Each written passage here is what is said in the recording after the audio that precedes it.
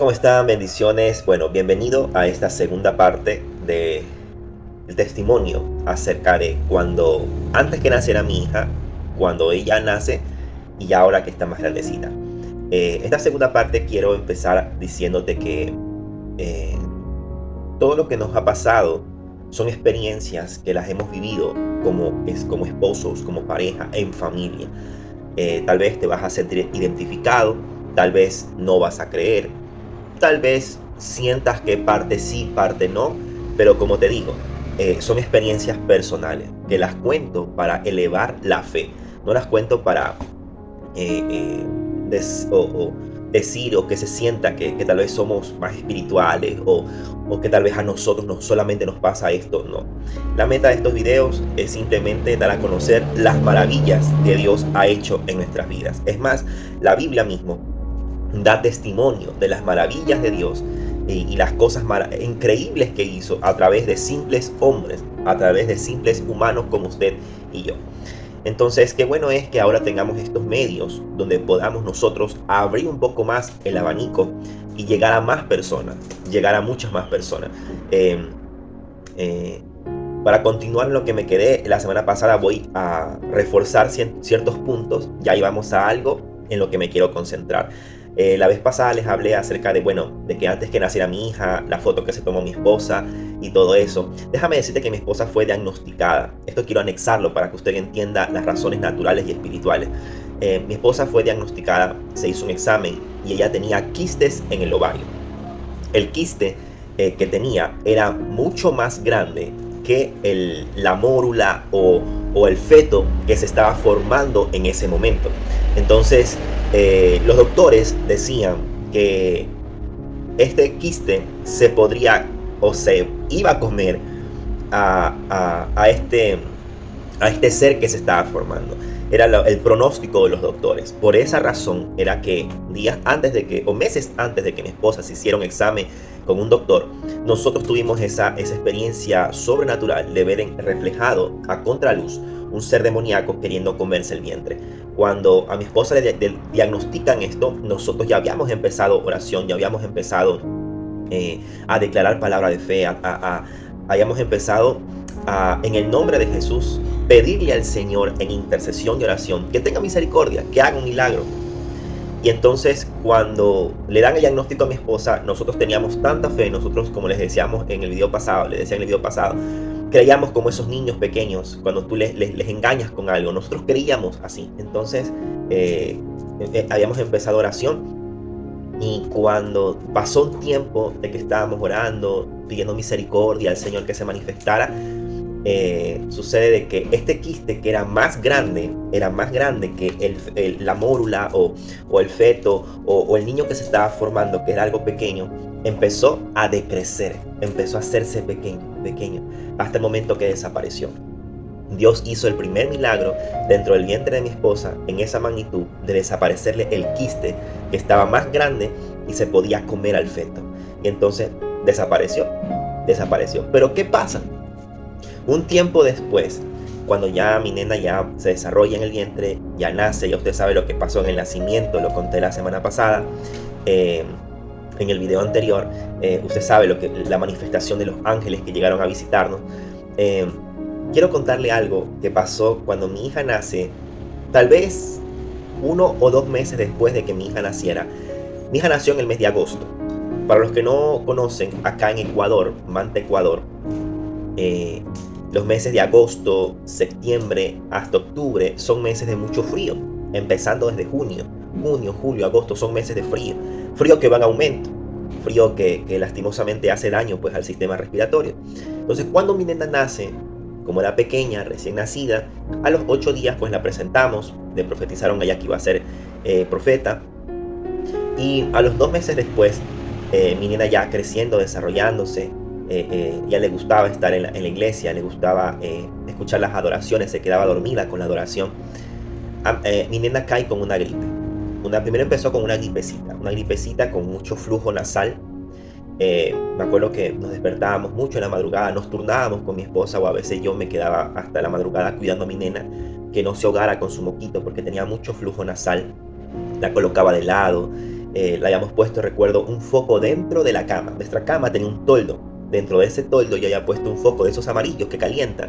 Lo había puesto no tan cerca de ella, pero sí un poquito elevado, y le había colocado una sabanita así para que me la tapara. Y dentro de ahí hacía un poquito más de calor. Entonces mi nena contrajo esa gripecita, y me acuerdo que todas las madrugadas mi hija se ahogaba con estornudos, con tosecita, y me tocaba sacarle los moquitos, me tocaba sacarle con la pera. Hay una perita acá que sirve para sacar, creo que en todas partes hay, sirve para sacar el flujo, y a veces esa pera no resultaba, no era tan eficiente. Y me tocaba, y esto siempre nos reímos con mi esposa, estas anécdotas que ahora han quedado como anécdotas y como testimonio, de que nos reímos porque cuando no funcionaba la pera, me tocaba succionar los moquitos con mi propia boca.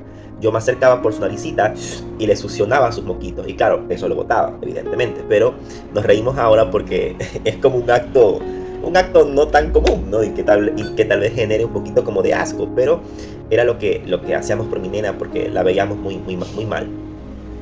Para ese tiempo, a mi nenita le da una fiebre muy alta.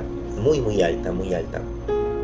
Y una noche la fiebre le subió tanto, que teníamos miedo de que llegara a tener convulsiones.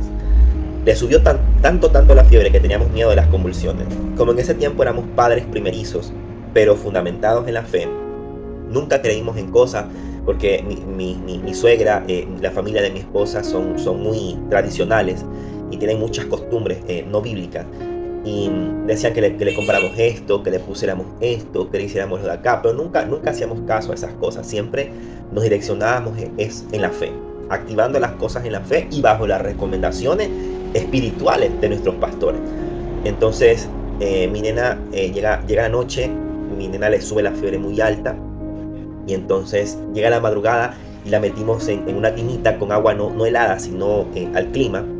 Le pusimos en la cabecita, en el cuerpo, la secamos, la arropamos nuevamente, y la fiebre no le bajaba.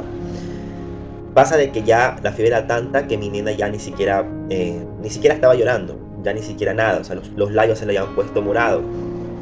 Y sinceramente en ese momento sentimos temor de que nuestra hija en ese momento perdiera la vida. Y entonces mi esposa y yo nos pusimos de acuerdo, fue una madrugada. Colocamos a la nena en medio de la cama, ya cambiadita de ropa, recién salidita de haberla mojado, pero la fiebre no le bajaba, ya no lloraba, tenía los labios muy morados. Nosotros dijimos humanamente hasta aquí. Y fue un momento que llorábamos con mi esposa y nos pusimos cada uno al lado de la cama, mi hija en medio, nos pusimos cada uno al lado de la cama, le tomamos la manito cada uno a mi esposa de cada lado y comenzamos a orar en agradecimiento. Mira tú, que esta ha sido la oración que nos ha sustentado durante ya 11 años conociendo del Señor. Ya casi para 11 años conociendo del Señor, la oración de agradecimiento. Que aunque estemos viendo lo que estemos viendo, aunque esté pasando lo que esté pasando, aunque la hayamos visto muchas veces negra, como se dice en la situación, siempre al principio sentíamos temor, desesperación, tal vez impotencia, pero nuestra oración no era una oración alocada, una oración en quejabanza, como se dice, sino que en agradecimiento. Y la pusimos a mi nena y nos pusimos a los lados y empezamos a orar en agradecimiento. Y le dijimos: gracias, Señor, por haber permitido disfrutar a nuestra hija este tiempo. Sabemos que nuestra hija no es de nosotros, es tuya. Tú nos las diste. Y si está en tu voluntad llevártela esta madrugada, la vamos a aceptar. Solamente danos fuerza, resignación, inyéctanos valentía para poder soportar lo que va a pasar. Nosotros orando de esa manera, y al final aplicamos la de Jesús en el Getsemaní. Señor, que se haga tu voluntad, no la nuestra. Y mientras estábamos orando dijimos amén. Y fue algo tan hermoso como cuando Jesús despertó a la niña que tenía fiebre y que había fallecido, y que le dijo Talita Cumí, y la tomó de la mano. ¿Se acuerdan ustedes de esa historia en la Biblia? Así mismo pasó. Y ese principio me ha pasado muchas veces con mi hija y con mi hijo. Y esa fue la primera vez que vi a ese Dios palpable trabajando en mi hija, en mi hogar, en mi familia. Mi nena al momento que cerramos la oración y dijimos amén, mi nena vuelve en sí, su fiebre baja y en ese momento no lloraba. Mi nena estaba tranquila en su cama, totalmente fresca, como decimos, como una lechuga. Y nosotros agradecíamos a Dios de todo corazón. Ese fue un tiempo tan hermoso, un testimonio tan lindo que vivimos con mi hija. Tiempo después, y con esto quiero dejar esta parte para que sea el anexo para el siguiente video. Después de un tiempo, mi hija fue acechada por una lechuza que llegaba todas las noches a vigilarla desde donde se colocaba, mirarla donde estaba mi hija en su cuna. Ese fue un tiempo también muy fuerte, pero ahí ya fue de lucha espiritual. Dios nos preparó en esa área, porque esta cosa que venía por la vida de mi hija. Y usted se va a preguntar, pero Arturo, hermano, ¿por qué tanta guerra de esa manera con tu nena? Todos los niños cuando vienen al mundo, todos, hasta usted y yo que estamos acá, cuando llegamos a este mundo, por un lado, el Señor nos está bendiciendo, pero por otro lado, Satanás nos está maldiciendo. Y esta batalla es de todos los niños, cristianos y seculares. Pero ¿qué pasa? Que los papás con conocimiento cristiano o con conocimiento bíblico los encaminan a la verdad y el niño sale de esta lucha espiritual y tal vez tendrá otras después, con los hijos de él, con la descendencia de sus hijos. Pero cuando el hijo nace en una familia que no es cristiana, que es tradicional, idólatra y tantas cosas, pues lamentablemente los niños se contaminan tanto que 4 o 5 años el niño pierde su inocencia mental y espiritual y empieza a experimentar cosas desagradables delante de los ojos de Dios. Y ahí es que vemos niños de 9 años, 8 años, enamorados, besándose, bailando TikTok sensuales, con poquita ropa, enseñando sus cuerpos. Y eso sus padres consideran, y la sociedad lo considera normal. ¿Por qué? Porque hemos llegado a los tiempos de aquella profecía que dice que verán las cosas malas como buenas y las cosas buenas como malas. Estos son los tiempos postreros, donde hay que guardar a nuestros niños en la presencia de Dios, no en una religión. Yo jamás le impuse a mi hija una religión. Ni hoy que tiene 10 años, ella no está impuesta a creer lo que nosotros creemos. Ella a su tiempo decidirá. Pero ¿en qué base va a decidir? ¿En la base que el mundo le implantó a través de sus cosas sucias? ¿O en la base de mi esposa y yo, que le fuimos fundamentando en su corazón ese amor y agradecimiento al Espíritu Santo de Dios? Eso, damas y caballeros, es ser un padre bajo la voluntad de Dios. Y yo te invito a que si ves este video tomes conciencia. Tu hijo, si hoy está vivo y ha pasado algo fuerte, y hoy está vivo, no es por tus mandas, no es porque tal vez hiciste un sacrificio a una imagen, no. Está vivo con un propósito. Dios lo permitió. Endereza tu camino.